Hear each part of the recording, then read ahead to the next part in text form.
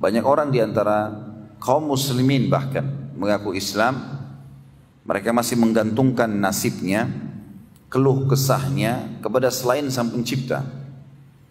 Selalu sibuk pada saat sakit, tidak pernah mengucapkan ya Allah sembuhkanlah aku. Tapi sibuk dari dokter ini ke dokter itu, obat ini dan obat itu. Sehingga akhirnya masuk dalam sabda Nabi SAW, dan Allah berfirman dalam hadis ini, hadis qudsi, hai anak Adam, kalau engkau yakin dengan kerajaanku maka engkau tidak butuh dengan raja siapapun dari manusia. Dan hai anak Adam, kalau seandainya engkau menggantungkan nasibmu padaku, maka kau akan penuhi semua kebutuhanmu. Dan kalau kau gantungkan nasibmu pada selain aku, maka aku akan biarkan kau dengan sekutuku itu. Jadi kalau seandainya seseorang berobat dan tidak pernah sembuh, kasuistiknya sederhana. Karena tidak yakin dengan Sang Pencipta Allah. Dia hanya terus saja menggantungkan nasibnya pada makhluk. Kalau belum sembuh, larinya ke dokter yang lain. Bukannya malah ikhtiar, sholat, sujud, memohon kepada Sang Pencipta.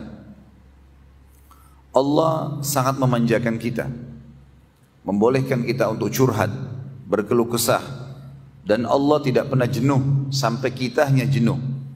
Sebagaimana sabda Nabi SAW, Tuhan kalian Allah tidak akan pernah jenuh sampai kalian sendiri jenuh.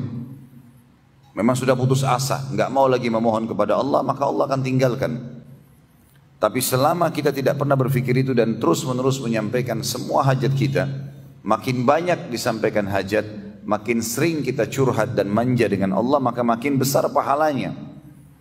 Orang yang rajin berdoa, rajin beribadah, berzikir, sujud, membaca kitab Al-Quran, maka makin dicintai oleh Allah Subhanahu wa ta'ala. Makanya kita temukan para ulama salaf, dari sahabat, dari tabi'in, tabi'in, generasi emas Islam yang tiga. Sebagaimana kata Nabi SAW, sebaik-baik generasi adalah generasiku, kemudian generasi yang setelahnya, maksudnya sahabat yang hidup bersama Nabi SAW, kemudian tabi'in yang belajar dari para sahabat, kemudian tabi'in yang belajar dari para tabi'in. Mereka kalau sakit sedikit saja, seperti kakinya tersentuh dengan batu, langsung memohon kepada Allah Subhanahu wa ta'ala pengampunan. Kalau ini penyebabnya adalah dosa, diampuni. Lalu memohon dengan masalah itu, Allah Subhanahu wa ta'ala malah meninggikan derajatnya dan menghapus dan memberikan tambahan pahala. Meninggikan derajat dan menambahkan pahala. Kalau mereka sakit atau mereka mempunyai halangan apa saja mau keluar, selalu mengeluh, berkeluh kesah dengan Allah. Dan sebenarnya syariat Allah yang mulia Islam sudah mengajarkan kita itu. Mau pakai baju berdoa, mau buka baju berdoa, mau masuk kamar mandi berdoa, mau keluar kamar mandi berdoa, mau tidur, bangun tidur, mau makan, habis makan, sampai mau berhubungan biologis pun sama. Semuanya dihubungkan dengan doa, dan doa itu adalah penyampaian seorang hamba memohon kepada Tuhannya dan merendah agar Allah memenuhi segala kebutuhannya. Tentu banyak sekali kisah-kisah, mungkin mudah-mudahan nanti kalau Allah mudahkan saya mengingat, saya akan sampaikan. Tapi yang jelas kita berikan kronologisnya terlebih dahulu seperti itu. Siapapun teman-teman sekalian yang berusaha untuk menggantungkan nasibnya pada manusia, dipastikan manusia itu seperti dia. Idenya sepanjang ide dia saja dan sebanyak idenya, dan tidak ada solusi yang dia bisa dapatkan langsung kecuali kalau dengan taufik dari Sang Pencipta Allah. Kenapa kita tidak bergantung padanya? Begitu pula banyak orang dalam sholatnya mengatakan iyyaka na'budu wa iyyaka nasta'in. Hanya kepadamu kami menyembah, meminta tolong. Tapi setelah itu minta-minta ke kuburan di sebelah masjidnya. Menggantungkan batu dan jimat di tubuhnya. Masih memohon-mohon pada benda-benda yang dianggap keramat. Lalu mana komitmen pembicaraan kita tadi? Para sahabat kalau sendal mereka putus ridwanullahi alaihim, mereka mengangkat tangan ke langit sambil mengatakan, ya Allah, sendal saya putus, gantikanlah. Jadi sangat luar biasa ketergantungan dan keyakinannya kepada Sang Pencipta Allah. Berapa banyak orang yang diantara kita sebulan penuh tidak pernah berdoa kepada Allah, tidak pernah membaca kitabnya Al-Quran, tidak pernah hadir di majelis ilmu, maka makin jauh lah dia dari Tuhannya. Dan ini berbahaya sekali. Orang yang patuh teman-teman sekalian kepada Sang Pencipta Allah, selalu rindu untuk berkomunikasi dengannya, hadir di setiap tempat-tempat yang diinginkan oleh Allah untuk dia hadir, Sebagaimana Salamah bin Dinar rahimahullah, salah satu ulama tabi'in, menasihati muridnya mengatakan, aku wasiatkan kepadamu, selalulah hadir di tempat dan waktu di mana Allah ingin kau hadir, dan usahakan kamu selalu pertama. Azan, paling pertama masuk masjid. Ya. Ibadah apa saja, ada panggilan haji, panggilan jihad, panggilan sedekah, maka dia yang paling pertama mengerjakan. Selalu hadir pertama di waktu dan tempat yang Allah perintahkan. Dan jauhilah semua tempat dan waktu yang Allah tidak ingin kamu di situ. Orang ke diskotik, orang ke bar, dulu dalam majlis ghibah dan fitnah, menghina-hina kaum muslimin atau apa saja. Maka ini semuanya wasiat yang emas yang disampaikan oleh Salamah bin Dinar rahimahullah. Orang yang patuh teman-teman kepada Sang Pencipta Allah, karena dia yakin Allah penciptanya, maka apapun yang diperintahkan dia kerjakan, yang dilarang dia jauhi. Dinamakan dengan, kalau laki-laki, laki-laki saleh, dan kalau perempuan namanya salihah. Sementara lawannya, orang yang tidak mau patuh kepada Allah diistilahkan dengan fajir, fasik. Ini adalah orang-orang yang membangkang. Allah menyuruh dia tidak mau, Allah larang dia melanggar, dan selalu hidupnya dalam kelalaian-kelalaian. Teman-teman sekalian, kalau kita menjadi orang yang mau menjadi orang yang saleh, maka perlu merenungi beberapa hal. Di antaranya adalah yang pertama, Allah pencipta kita dan Allah telah menentukan segala sesuatu yang kita butuhkan itu pasti baik buat kita. Misal contoh, apapun yang Allah halalkan pasti baik buat kita. Baik itu makanan, minuman, pakaian, pergaulan, pendapatan, ya. Semua itu pasti baik. Tinggal kita jalankan karena Allah lebih mengetahui tentang kebutuhan kita sebenarnya. Dan selalu yang Allah halalkan lebih banyak daripada apa yang Allah haramkan. Sementara yang haram buruk buat kita. Makanannya, minumannya, pakaiannya, pergaulannya, pendapatannya pasti buruk. Dan juga itemnya sedikit. Misal kita ambil contoh, pada saat Allah mengharamkan khamar, minuman keras, Allah membuat leher kita merasakan dahaga. Dan Allah tahu kalau kita butuh untuk minum. Tapi Allah letakkan pengharaman khamar misalnya. Minuman ini tidak boleh. Allah gantikan dengan susu, madu, sirup, air putih. Banyak gantinya. Kita dilarang makan babi. Allah ganti dengan sapi, kambing, ayam, ikan. Semua hewan di air, ya. Pada saat Allah larang kita bergaul bebas dan memberikan kita syahwat, Allah ganti zina yang memang dilampiaskan dengan tanpa mengikuti hukum Allah dengan nikah. Dan Allah mudahkan semudah-mudahnya. Dan seterusnya. Teman-teman sekalian, banyak sekali dalil-dalil yang membuktikan kepada kita dari Al-Quran. Allah menceritakan tentang perbedaan antara orang yang bertakwa, orang yang saleh dan salihah, dengan orang yang fajir dan fasik. Beda, Allah akan siapkan fasilitas yang sangat berbeda bagi dunia maupun di akhirat. Ini sekaligus kita luruskan persepsi sebagian orang yang mengatakan, kalau saya dekat dengan agama, kalau saya pakai jilbab, kalau saya berjenggot, kalau saya hadir sholat di masjid, atau saya ambil jurusan agama, kalau lagi SMP, SMA di pesantren misalnya, atau jurusan S1-nya, maka mungkin saya tidak akan bisa dapat pekerjaan, saya akan terkucil, ya, hidup saya susah, ya. Ini semua persepsi syaitan, tidak benar. Dan pada kesempatan ini kita akan sebutkan 17 poin keutamaan dan kelebihan orang yang bertakwa, orang yang saleh dan salihah. Bagaimana dia akan mendapatkan banyak sekali peluang-peluang dalam hidupnya. Dan teman-teman tentu sebelum saya bacakan ayat, nanti bisa coba terapkan dalam hidup. Seminggu saja, apalagi kalau bisa sebulan dan setahun dipraktikin. Coba dalam seminggu itu semua keran-keran pintu kemaksiatan yang bisa mengajak kita pada pelanggaran agama ditutup, dan semua pintu-pintu yang mengajak kita pada taat kepada Allah dibuka. Misal mata kita, telinga kita, mulut kita, tangan, kemaluan, kaki, semuanya dijaga. Setiap hari kita kontrol dari pagi sampai malam. Dari ibadah apa lagi nih? Ibadah apa lagi? Terus begitu. Rasakan selama seminggu non-stop. Contoh yang paling tepat kemarin Ramadan misalnya. Kalau ada di antara kita yang hadir di sini memaksimalkan Ramadannya kemarin, siang hari puasa, malam hari ibadah, tidak ada waktu untuk membuang-buang waktu itu di kantor pun pada saat kita lagi istirahat karena tidak ada waktu untuk makan siang. Lagi puasa maka duduk baca Al-Quran atau dengarkan pengajian. Pulang sebentar mandi sudah ada tarawih malamnya, istirahat sebentar sudah ada sahur, sibuk dengan ibadah. Maka itu ada kenikmatan yang luar biasa sebenarnya sedang dirasakan. Dan kenikmatan itu hanya dirasakan bagi orang-orang yang ikhlas tentunya. Sebagaimana juga orang kalau melakukan maksiat dia mungkin akan merasakan kenikmatan dalam maksiatnya. Tetapi selalu efeknya ketentraman jiwa akan datang kepada orang yang beribadah dan kesempitan dada bagi orang-orang yang berbuat maksiat. Itu sudah dipaparkan oleh Allah panjang lebar dalam ayat-ayat Al-Quran. Di antaranya dalam surah Shad, surah nomor 38 ayat 28.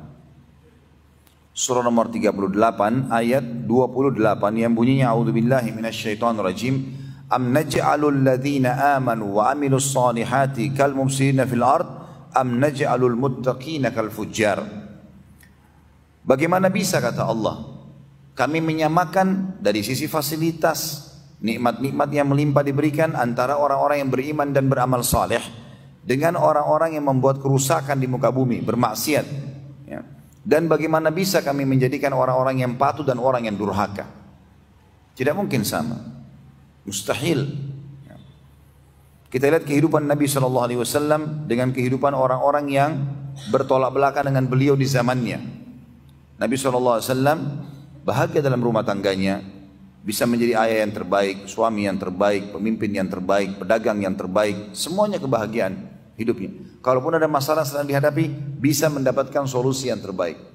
Bedakan dengan lawan-lawannya seperti Abu Jahal, Abu Lahab, mereka kaya raya waktu di Mekah. Tapi bagaimana kehidupannya? Abu Lahab mati dalam kondisi seluruh tubuhnya membengkak, membusuk sampai anak-anaknya tidak ada yang mau menguburkan. Cuma dilemparin dengan batu dalam kamar tidurnya, kemudian ditinggalkan karena busuknya. Abu Jahal mati di perang Badar dalam kondisi mengenaskan. Kemudian juga Umayyah bin Khalaf juga begitu. Orang-orang yang kaya raya di Mekah yang tadinya menganggap remeh Nabi SAW untuk di Mekah, karena mereka kaya raya, mereka pemimpin kaum. Maka mereka akan mengatakan, Muhammad kenapa kau yang ditunjuk? Kenapa bukan orang-orang kaya di antara kami? Kami lebih kaya daripada kamu. Menganggap remeh. Nabi SAW tetap sabar, menyampaikan kebenaran. Tapi hasilnya, ternyata selama hidup mereka susah. Anak-anaknya nyusahin hidupnya. Orang-orang kafir ini. Kemudian pada saat hidup pun sering bangkrut dalam usahanya. Kemudian juga pada saat meninggal mengenaskan. Sementara Nabi SAW berbahagia rumah tangganya. Didukung oleh para sahabat-sahabatnya. Kalaupun ada masalah yang dihadapi punya solusi yang terbaik. Anak-anaknya semua jadi baik. Dan yang dikenang sampai menjelang hari kiamat adalah kebaikan Nabi SAW. Sementara Abu Jahal, Abu Lahab orang tahunya keburukannya. Juga dalam ayat yang lain, surah Ghafir surah nomor 40 ayat 58 Allah berfirman, A'udzu billahi minasyaitonir rajim wa ma yastawil a'ma wal basir wal ladzina amanu wa 'amilus solihati walal musii qalilan ma tatadzakkarun. Tidak akan pernah sama antara orang yang buta dan orang yang melihat. Orang yang buta teman-teman aktivitasnya terhambat. Mau jalan pelan-pelan, dia tidak tahu bahaya, ada lubang di depannya kah, ada orang yang ingin menyusahkan dia kah, mengganggunya, dia tidak tahu ya. Bahkan dia cuma bisa merasakan saja hujan, panas, dia tidak bisa lihat semuanya. Kalau dia mau beli buah-buahan dia cuma menebak, oh ini apel, oh ini anggur, dia tidak tahu warnanya, dia tidak lihat. Kata Allah tidak akan sama antara orang buta dan orang melihat. Orang melihat lebih cepat aktivitasnya, tahu membedakan warna-warna, bisa memilih. Kata Allah demikian pula tidak akan sama antara orang yang beriman dan beramal saleh dengan orang yang durhaka atau maksiat. Tapi sayang sangat sedikit kalian memikirkan masalah itu. Kemudian juga dalam surah Al-Jathiyah surah nomor 45 ayat 21 Allah juga mengingatkan. Kita belum masuk ke inti bahasannya, 17 poin yang akan didapatkan oleh orang yang saleh dan salehah. Tapi kita masih masuk di perbedaan antara orang yang patuh dan orang yang durhaka. Surah Al-Jathiyah surah nomor 45 ayat 21 Allah juga berfirman, A'udzu billahi minasyaitonir rajim. Am hasibal ladzina ijtara'us sayyiati an naj'alahum kal ladzina amanu wa 'amilus shalihat sawa'an mahyahum wa mamatuhum sa'a ma yahkumun. Apakah orang-orang yang berbuat dosa dan durhaka kepada Allah akan kami samakan mereka dengan orang-orang yang beriman dan beramal saleh, baik selama hidupnya ataupun pada saat dia mati? Sungguh buruk apa yang mereka nilai itu. Tidak akan pernah sama teman-teman sekalian. Orang yang melakukan ibadah-ibadah dalam ketentraman jiwa dan fasilitas dengan orang-orang yang berbuat kerusakan. Dan antum harus adil teman-teman sekalian. Banyak orang di antara kita tidak adil. Tidak adilnya maksudnya, mereka pada saat mau menilai, misal keadaan dia yang ekonominya pas-pasan, dia mempertemukan dengan orang kafir di sebelah rumahnya yang mobilnya Mercy. Ini tidak adil namanya. Kalau antum mau lihat bagaimana luar biasa fasilitas Allah pada diri kita, maka lihat orang yang sepadan dengan kita. Lihat orang kafir juga yang susah hidupnya seperti kita. Kita akan temukan nanti perbedaannya. Sebagaimana kita pertemukan antara kafir yang kaya dengan muslim yang kaya. Beda sekali fasilitasnya. Beda sekali. Dari ketentraman jiwa, dari kebahagiaan. Itu banyak sekali contoh-contoh dalam masalah-masalah seperti ini. Ya. Jadi nggak boleh kita pertemukan keadaan kita dengan orang yang tidak sepadan dengan kita. Tidak adil namanya, gitu kan? Tidak adil.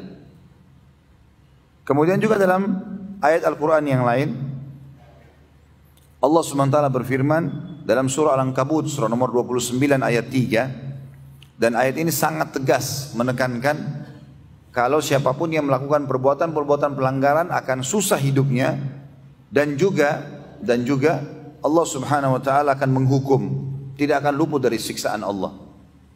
Ini banyak sekali pengalaman-pengalaman saya pribadi bertemu dengan beberapa orang teman-teman. Saya pernah di Singapura keliling naik mobil, mutar ingin melihat Singapura itu. Mungkin dalam 1 jam, supirnya orang non-muslim. Saya lihat penampilan orang ini, mungkin kalau di Indonesia sudah orang kaya raya nih.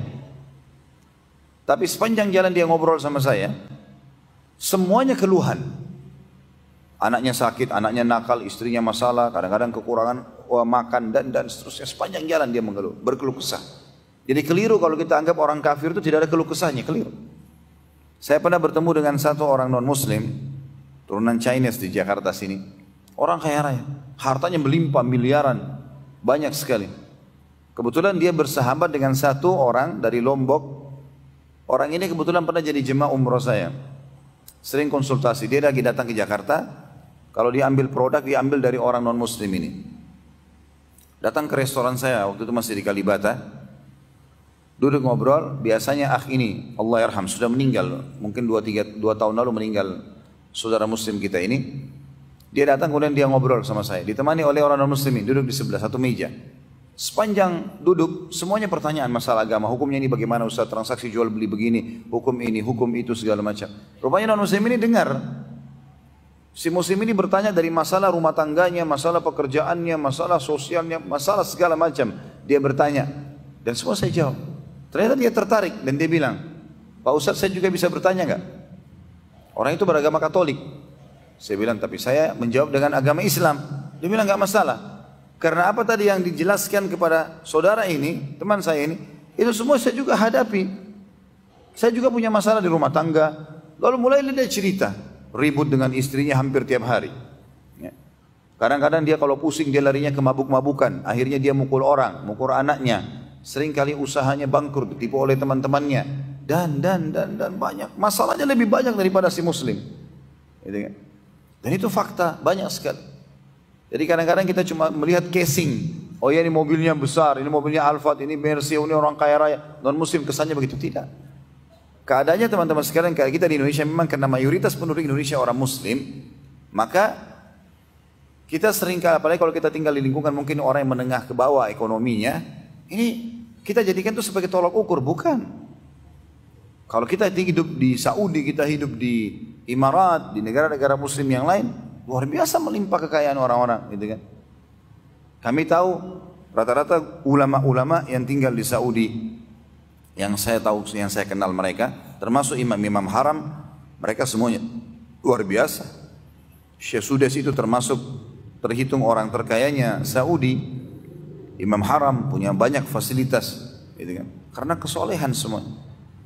Dan puncak daripada itu teman-teman, semua nabi-nabi yang kita kenang namanya dan kita wajib mengenal namanya, kisahnya, 25 nabi dan rasul. Walaupun jumlah nabi-nabi itu 124.000, diantaranya 313 rasul. Maka 25 nabi dan rasul yang kita harus tahu ini, semuanya kalau kita hidupi historinya, maka hidupnya bahagia. Walaupun ada yang punya kekurangan, ada masalah yang sedang dihadapi. Karena itu problematika kehidupan pasti akan dihadapi. Rasulullah SAW juga hadapi masalah. Tapi mereka dapat solusi segera dari masalah-masalahnya. Dan semua itu dalam surah Al-An'am. Surah nomor 6 ayat 85 Allah berfirman, Kullum minas salihin. Semua itu disebabkan karena mereka adalah orang-orang yang saleh. Orang-orang yang patuh kepada Sang Pencipta, Allah Subhanahu wa ta'ala. Baik teman-teman sekalian, kita coba masuk kepada apa sih manfaatnya kalau saya menjadi orang yang patuh kepada Allah. Ya. Dan coba nanti kita akan berikan contoh-contohnya insya Allah pada saat Allah memudahkan saya untuk mengingat itu, ya, menyampaikan kisah-kisahnya. Yang pertama, yang akan kita dapatkan kalau kita mulai komitmen dan istiqomah di jalan Allah. Tentu kalau ada teman-teman belum mendapatkan fasilitas yang akan saya sebutkan ini, mungkin dia dalam satu keadaan, dia masih masa transisi dari kejahiliannya dulu dan dosa yang sering dia lakukan kepada kesolehannya. Dan masa transisi ini akan banyak cobaan teman-teman. Akan banyak cobaan. Karena memang dosa-dosa yang dia kerjakan butuh pembersihan dulu. Baru kemudian masuk ke fasilitas yang banyak. Yang pertama, Allah menjanjikan mereka mendapatkan kehidupan yang thayyibah, hayatan thayyibah. Yang dimaksud dengan kehidupan thayyibah, teman-teman, orang Arab itu kalau mereka mendapatkan makanan yang sangat enak, tesnya, porsinya, ukuran besarnya, warnanya, semuanya bagus, maka mereka mengatakan makanan ini thayyib, gitu ya, berkualitas. Sebagaimana kita tahu kalau kita disuruh cari rezeki, disuruh cari yang halal dan thayyib. Artinya thayyib itu berkualitas. Saya pernah jelaskan di materi khusus ya, masalah rezeki. Di YouTube ada judulnya Saudaraku Ini Rahasia Rezekimu. Itu sudah pernah kita paparkan panjang lebar bagaimana sebenarnya kita dalam Islam dibolehkan menikmati yang terbaik. Seperti kalau kita masuk ke supermarket ada anggur harga 200.000 kualitas A dan ada anggur kualitas B. Ya, harganya 50.000, lalu kita beli yang 200.000, itu kita tidak ada masalah, bukan mubazir dan bahkan dapat pahala. Menikmati yang berkualitas itu boleh. Bahkan kata para ulama, ya, sebagian ulama berkata, siapapun yang sengaja tanda kutip mengorder meminta kepada Allah yang terbaik, Allah akan kasih. Kalau dia mengatakan ya sudah cukuplah begini, ya sudah cukuplah begitu. Saya coba praktekin teori ini teman-teman sekalian. Banyak sekali safar yang sering saya lakukan. Safar keluar kota, kadang-kadang tablik akbar, undangan beberapa kaum muslimin, kadang-kadang keluar negeri. Saya dulu punya prinsip, kalau berangkat ya sudahlah, ada pesawat apa saja saya naikin. Alhamdulillah, yang penting sampai ke tujuan. Mau dapat ekonomi, nggak ada masalah gitu. Kemudian saya coba terapkan teori ini. Saya bilang, ya Allah, saya pengen setiap saya naik pesawat atau saya pergi berdakwah, saya memohon sendiri, berikanlah hambamu ini fasilitas yang terbaik. Saya mulai hari ini maunya naik kelas bisnis kelas. Saya bicara sama Allah sendiri. Saya ingin fasilitas yang engkau berikan ya Allah semuanya baik. Dari kesehatan semuanya terbaik. Dari keluarga semuanya yang terbaik. Dari harta semuanya yang terbaik. Dari ilmu semuanya yang terbaik. Saya selalu mohon kepada Allah. Subhanallah, semenjak waktu itu, mungkin ini kurang lebih kejadian sudah 4 tahun. Ya. Saya semenjak itu tidak pernah naik ekonomi kelas. Kadang-kadang walaupun uang saya pas-pasan, saya diizinkan dengan Allah SWT bisa berhasil beli dan saya naik. Alhamdulillah, tidak pernah merasakan penyakit. Alhamdulillah dalam rumah tangga, saya merasa kebahagiaan dan ketentraman. Dalam pekerjaan, Alhamdulillah Allah juga lapangkan.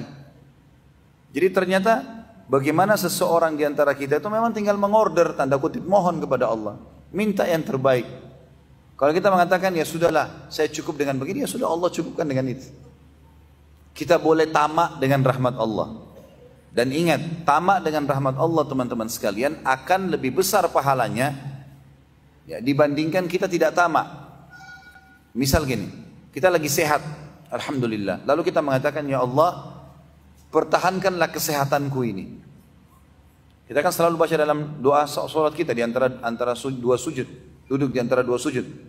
Allahumma gfirli warhamni. Wa'afini wa'fu anni. Afini, berikan aku selalu kesehatan sempurna. Ini teman-teman sekalian, kita minta agar kesehatan kita dipertahankan Kekayaan kita pada saat lagi banyak kita minta diberkahi di banyak, keturunan kita juga begitu. Kita minta agar nikmat itu dipertahankan, jauh lebih besar pahalanya dibandingkan nanti sudah sakit minta disembuhkan. Atau sudah bangkrut baru minta jalan keluar. Dua-duanya boleh. Tapi tamak dengan rahmat Allah ini dianjurkan. Dan Allah menjanjikan kita sebagai orang yang beriman asal kita soleh dan solehah, kehidupanmu akan thayyibah. Jalankan saja, nikmati yang halal, kerjakan perintah, tinggalkan yang dilarang, maka akan thayyibah. Allah sebutkan di dalam surah An-Nahl, dalam fasilitas yang pertama ini, kita akan mendapatkan kehidupan yang thayyibah, artinya kehidupan yang sempurna dan berkualitas. Dalam surah An-Nahl surah nomor 16 ayatnya 97. Ayatnya 97. Yang bunyinya, A'udzubillahi minasyaitonirrajim, man 'amila shalihan min dzakarin aw untha wa huwa mu'minun falanuhyiyannahu hayatan thayyibah wa lanajziyannahum ajrahum bi ahsani ma kanu ya'malun. Siapapun yang beramal saleh dari laki-laki dan perempuan sementara dia beriman, maka pasti kami akan jadikan hidupnya kehidupan yang sempurna, thayyibah, semuanya dipenuhi. Dan pasti kami akan balas syukur dia, nikmat yang sedang kami berikan kepada dia dengan pahala juga yang besar. Jadi fasilitasnya sangat luar biasa. Semuanya akan dipenuhi oleh Allah Subhanahu wa taala. Sekali lagi, kalau ada di antara antum yang mengatakan, "Ustaz, saya sudah coba hijrah setahun, 2 tahun, berapa bulan," gitu kan. Tapi saya belum mendapatkan perbaikan keadaan, belum dapat pekerjaan, belum dapat jodoh menikah, belum. Maka saya bilang ini masa transisi. Coba muhasabah, berapa tahun dulu antum lalai? Dan berapa tahun sekarang atau berapa bulan kita masa tobat, gitu kan. Ada masa transisi. Nabi Ayyub alaihissalam itu kena penyakit, dapat nikmat 20 tahun, tidak sakit nggak apa. 20 tahun kemudian dicoba sama Allah dengan penyakit kusta. Itu berjalan 18 tahun beliau sama sekali nggak mengeluh kesah. Istrinya bilang, "Wahai Nabi Allah, kenapa Anda tidak minta sama Allah supaya dihilangkan penyakit ini dan Anda bisa berdakwah?" Karena selama 20 tahun pertama anak laki-lakinya 12 orang. Badannya sehat. Nabi Ayyub alaihissalam termasuk salah satu nabi yang dikenang punya kerajaan, walaupun tidak ya terkenal seperti terkenalnya Sulaiman alaihissalam. Tapi Nabi Ayyub juga raja di kaumnya. Ya. Gagah, istrinya cantik, keturunannya 12 kaya raya. 20 tahun. Hari pertama tahun 21 Allah coba. Hari pertama kena penyakit kusta, menular, semua kaumnya tinggalkan. Hari kedua 12 anaknya laki-laki semuanya mati. Tanpa sebab, maksudnya di sini tanpa sebab adalah bukan karena penyakit. Mereka lagi duduk makan, lalu atap rumahnya rubuh, mati 12-12-nya. Hari kedua hilang semua anaknya. Hari ketiga, perkebunan, peternakan Nabi Ayyub alaihissalam khusus punya beliau saja, punya yang lain tidak. Masyarakatnya tidak. Dikena hama, hancur semua, badai, habis. Dalam 3 hari habis semua. Nabi Ayyub alaihissalam tidak pernah berkeluh kesah. Beliau menganggap ini adalah proses. Sampai 18 tahun tidak pernah berkeluh kesah. Tidak ada satupun orang yang mendekati, yang tinggal sama dia cuma istrinya saja. Sudah 18 tahun, kata istrinya, "Wahai Nabiullah, kenapa Anda tidak mohon sama Allah? Enggak usah minta harta, enggak usah minta keturunan. Minta agar Anda sehat saja, supaya bisa berdakwah lagi. Saya siap sabar." Nabi Ayyub bilang sama istrinya, "Berapa tahun dulu kita merasakan nikmat?" Kata istrinya 20 tahun. Kata Nabi Ayyub alaihissalam, "Berapa lama sekarang kita diuji?" Kata istrinya 18 tahun. Kata Nabi Ayyub, "Saya masih malu minta sama Allah." Beliau tunggu sampai 20 tahun, lalu beliau mengucapkan kalimat yang santun sekali. Dalam Al-Quran diceritakan, "A'udzubillahi minasyaitonirrajim, Rabbi anni massani yadhur wa anta arhamur rahimin." Wahai Tuhanku, aku telah ditimpa penyakit dan Engkau zat yang maha penyayang. Enggak mengatakan, "Ya Allah ini sudah 20 tahun nih, harusnya saya juga dibalas begini." Enggak.